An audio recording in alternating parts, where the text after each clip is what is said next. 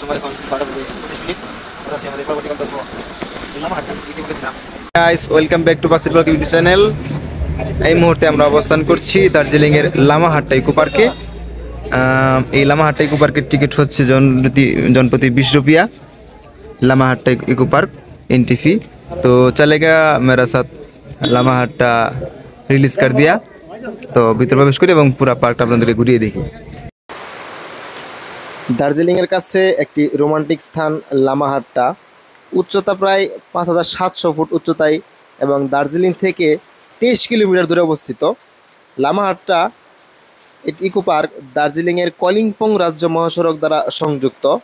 লামাহাট্টায় লামা মানে বৌদ্ধ ভিক্ষু, হাট্টার অর্থ কুড়েঘর, সন্ন্যাসীর আশ্রয়। এখানকার প্রধান বাসিন্দারা হলেন শেরপা, ইয়ালমো, তামাং, বুটিয়া ও দোরুংপা। লামাহাট্টা একটি ছোট্ট গ্রাম যেখানে কৃষিকাজ ও গবাদি পশুপালন এই জীবিকার প্রধান উৎস। লামাহাট্টা পাইন গাছে বিখ্যাত। 2012 সালের শেষের দিকে লামাহাট্টা ইকো পার্ক গঠন করা হয়েছে। এই পাইন গাছগুলো অনেক লম্বা হয়ে থাকে, যা আপনারা দেখতেই পাচ্ছেন, এবং সামনে একটি ফুলে সুসজ্জিত। এখান থেকে সুন্দর ভিউ দেখা যায় পাহাড়ের উপর থেকে।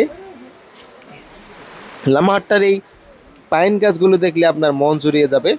এই লামাহাট্টায় কিভাবে আসবেন? সিঙ্গেলভাবে আপনি আসতে পারবেন না, আপনাকে একটি গ্রুপের সাথে একটি গাড়ি নিয়ে রিজার্ভ করে দার্জিলিংয়ের পুরো শহর একদিনে কি আপনি ঘুরতে পারেন। বাতাসিয়া লুপ ঘুরতে পারেন, রক গার্ডেন ঘুরতে পারেন, লামাহাট্টা ঘুরতে পারেন, মিরিক ঘুরতে পারেন, তার সাথে